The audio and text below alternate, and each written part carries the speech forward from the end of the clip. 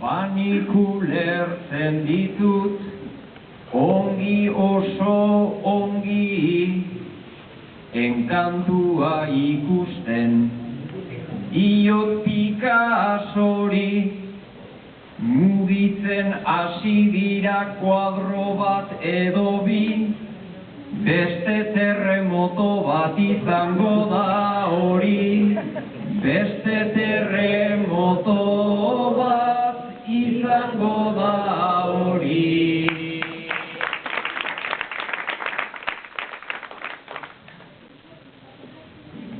Nola gure mundua dugun borobila, mugitzen doa beti, dauka buelta pila, baina zuk kuadroekin daukazun naspila, egon lasai Javier hartzatu pastilla, egon lasai Javier hartzatu pastilla.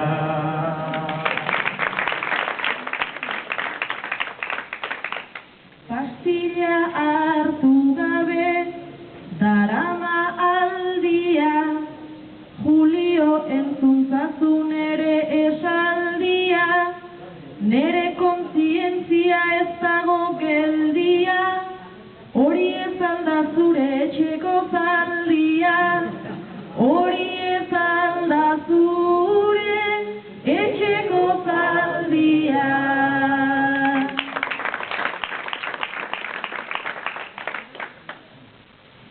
Zaldiari begira, zuk zenbat ernegu, ez dugu ez patxada, eta ez sosegu, artea ez da inoiz, izan gure eredu, ze obrei begiratzen ohituta gaudegu, ze obrei begiratzen ohituta gaudegu.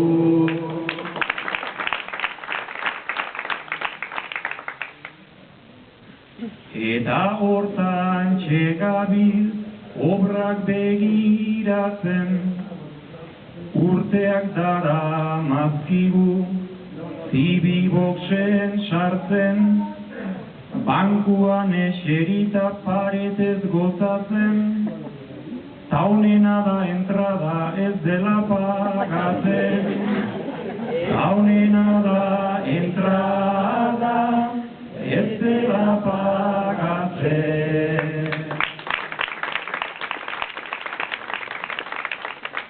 Ta egoteko leku oberikan ez da, baina gaur zenbat mutil eta zenbat neska, hiru pailazorekin jarri dute festa, gaurkoan izorratu digute siesta, gaurkoan izorratu digute siesta.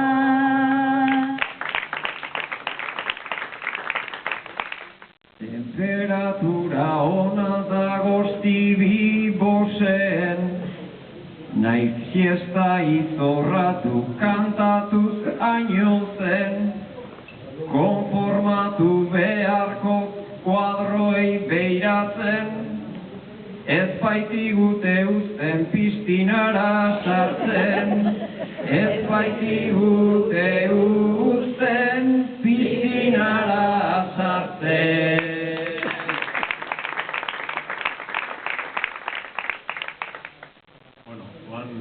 Julio eta Sustrai.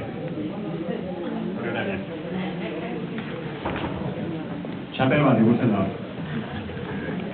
Zuek txapel bana duzue, gehiago ere bai. Sustraiek iparraldekoa eta Juliok Nafarrokoa. Gaia plagio bat izanen da. Gai hau Eñagarikan hori eta Manolo Rozenari jarri zieten aspaldi. Bat Gipuzkoako txapelduna zenean eta bestea Nafarrokoa. Eta hoxe galetuko dizuet. Zergatik da garrantzitsuagoa zuen txapela? Zein da txapel importanteagoa edo pisu handiagoa duena?